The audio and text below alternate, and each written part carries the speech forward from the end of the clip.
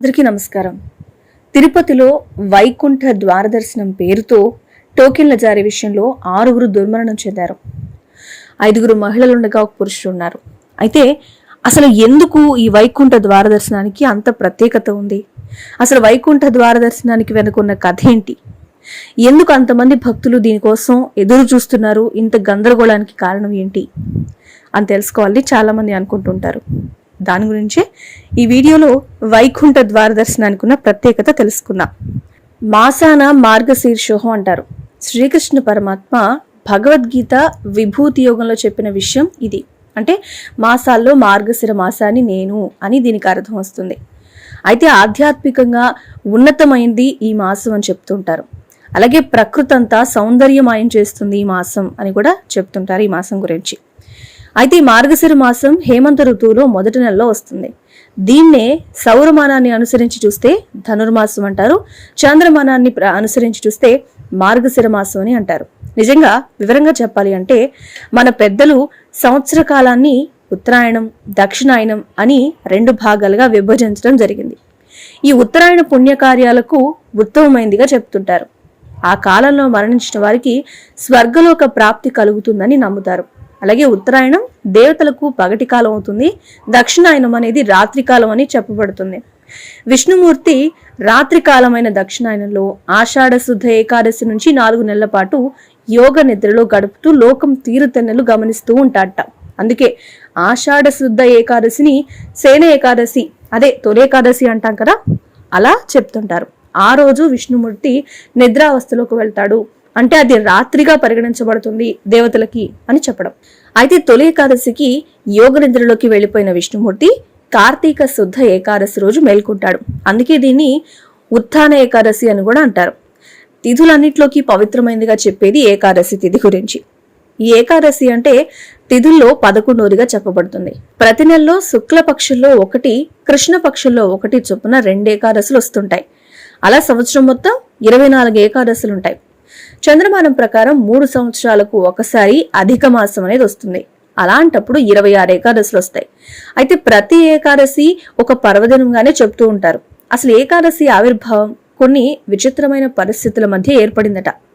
ఏంటి ఆ పరిస్థితి? ఏం జరిగిందంటే పూర్వకాలంలో మృదుమన్యుడు అనే ఒక రాక్షసుడు శివుని గురించి చాలా తీవ్రంగా తపస్సు చేశాడు. స్వామిని మెప్పించి స్త్రీ పురుషుల నుంచి తనకు మరణం లేకుండా ఉండే వరాన్ని పొందాడు. అయితే ఆ వరాన్ని శివుడు అనుగ్రహించాడు. అయోనిజ అయిన స్త్రీ చేతిలో మరణం తప్పదని కూడా చెప్పేశాడు. ఈ అయోనిజ జన్మించడం సాధారణం కాదు అని మృదుమన్యుడు గ్రహించాడు. వర గర్వంతో అన్ని లోకాలు ఆక్రమించేశాడు. అతని ధాటికి దేవతలంతా పారిపోతే దేవేరులంతా ఒక ఉసిరి చెట్టు తొర్రలో దాక్కున్నారట. అయితే ఆ తొర్ర చాలా ఇరుగ్గా ఉండటం వల్ల అప్పుడు జరిగిన ఒరిపిడి నుంచి ఒక కన్య పుట్టింది. ఇంతలో దేవతలను వెతుక్కుంటూ వచ్చాడు మృదుమన్యుడు. చెట్టు తొర్రని వెతకసాగాడు. అక్కడికి వచ్చాడు. అతడు చెట్టు తొర్రలో వెతకడానికి ప్రయత్నిస్తుంటే దేవేరుల ఒరిపిడి వల్ల పుట్టిన అయోనిజ అయిన కన్య చెట్టు తొర్ర నుంచి బయటకు వచ్చి మృదుమన్యుణ్ణి సంహరించిందట. అయితే ఆ కన్య పేరే ఏకాదశి అని చెప్తారు. అప్పటి నుంచి ప్రతి పక్షంలో 11వ రోజు ఆమెను పూజించడం ఆచారంగా వస్తుంది. ఈ ఏకాదశి మహత్యం గురించి తెలిపే చాలా కథలే మన పురాణాల్లో ఉన్నాయి.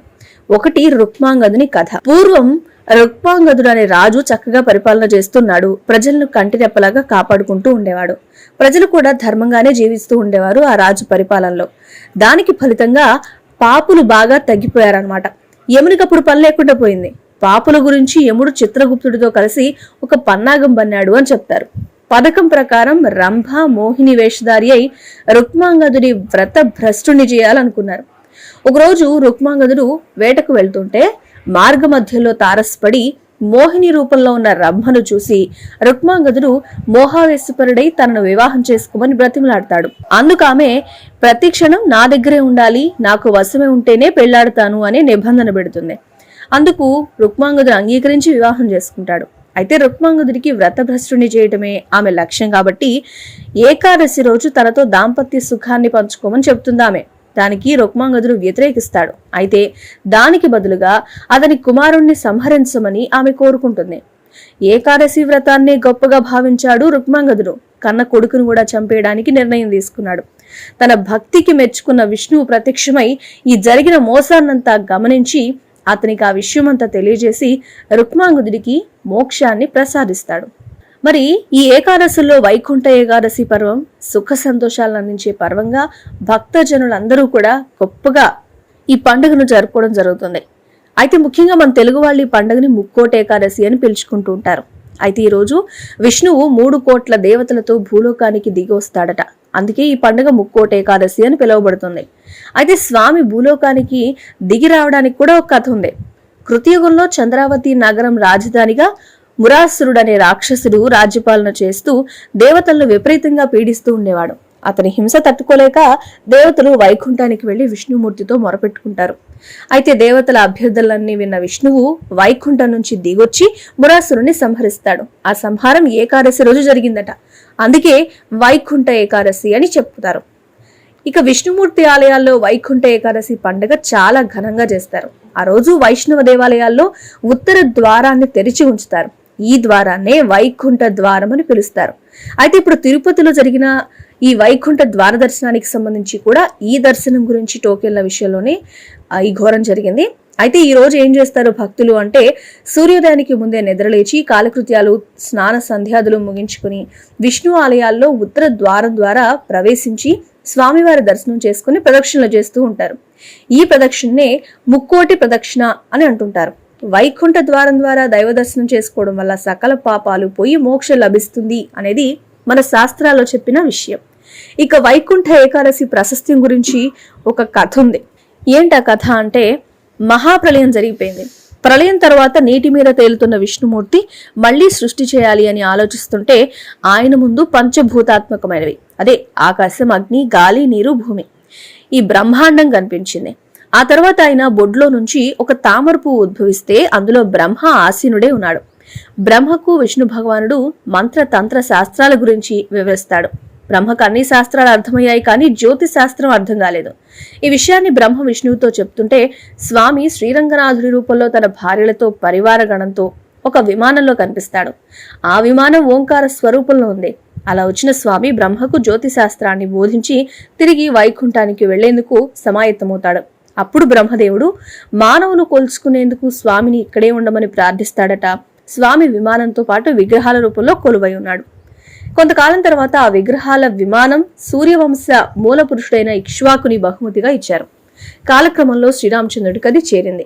రామావతారాన్ని ముగించే ముందు శ్రీరాముడు ఆ విమాన విగ్రహాలను విభీషణుడికి ఇస్తాడు. తనకు చేసిన సహాయానికి గుర్తుగా తన విగ్రహాలను ఇస్తున్నట్టుగా వాటిని లంకకు తీసుకుని వెళ్లి పూజలు చేయాల్సిందిగా, అయితే లంకకు చేరే వరకు విమాన విగ్రహాలు నేలపై పెట్టకూడదని చెప్తాడు. ఇక ఆనందం తట్టుకోలేక విగ్రహాలు తీసుకున్న తర్వాత విభీషణుడు లంకా ద్వీపానికి బయలుదేరి వెళ్తాడు. అయోధ్య నుంచి బయలుదేరిన విభీషణుడు కావేరీ నది తీరాన్ని చేరుకునేసరికి సంధ్యావందనం చేయాల్సిన సమయం వస్తుంది. వెంటనే కావేరీ తీరంలో స్నానం చేసి సంధ్య వార్చుకుందాం అనుకుంటాడు. అయితే విమాన విగ్రహాలను కింద పెట్టకూడదు కదా, ఎలా అని అటు ఇటు చూస్తూ ఉంటే విభీషణుడి కంట్లో బాలబ్రహ్మచారి ఒకడు కనబడ్డాడు.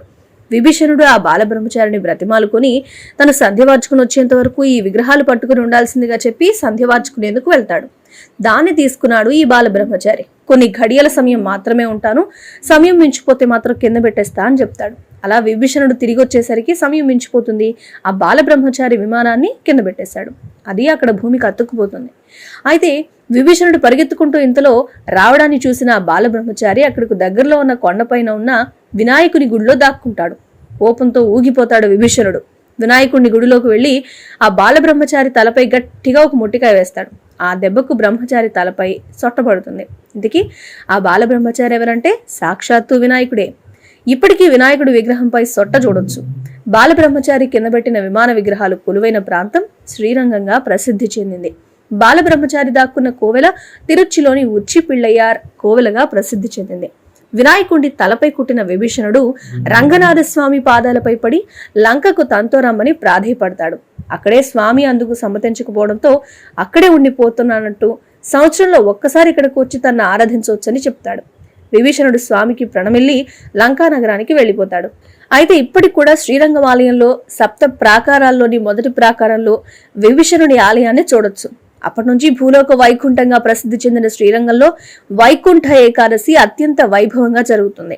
ఇక వైష్ణవ దేవాలయాల్లో ఇక వైష్ణవ దేవాలయాల్లో మామూలు రోజుల్లో అయితే ఉత్తర ద్వారాలు మూసే ఉంటాయి.